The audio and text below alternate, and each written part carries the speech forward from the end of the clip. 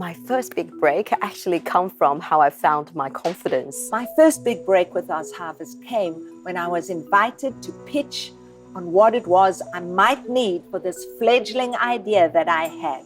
I got my first big break when I bluffed my way into a job. The first thing I did was to open a wine bar in India. I was 25 years old, never lived in India, didn't really know that much about wine, but felt like it was a great idea. Actually, almost every change in career, I guess, that I've had within politics has come because someone has asked me, someone's made a suggestion and said, why don't you take on another opportunity?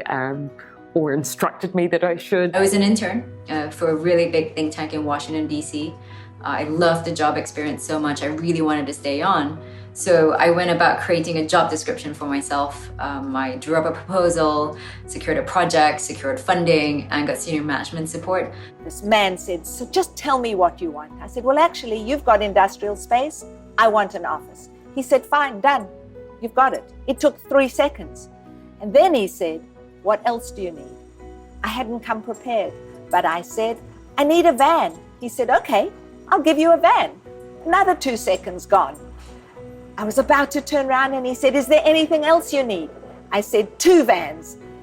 He said, done. I said, I'm out of here. I was really struggling trying to figure out, how do I kind of make this come to light? How do I find a partner? How do I kind of understand the local landscape? And a friend of mine introduced me to Rajiv Samant, who is one of the best known wine producers in the country. And through that, we ended up working together for a year and a half, opened the Tasting Room, which is India's first wine bar.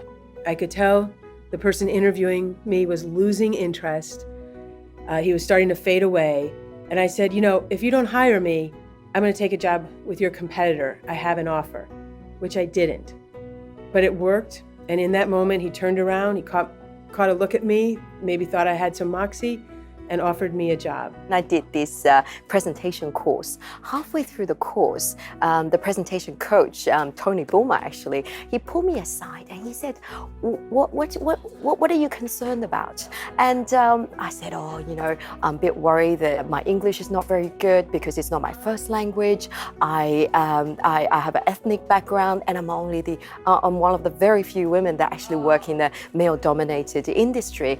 And then he said, all of these things you have said is actually what makes you unique. It served to remind me in every subsequent job I applied for that one shouldn't be just bound by what is asked of you, but to always think about what you can do more and how you can do it better.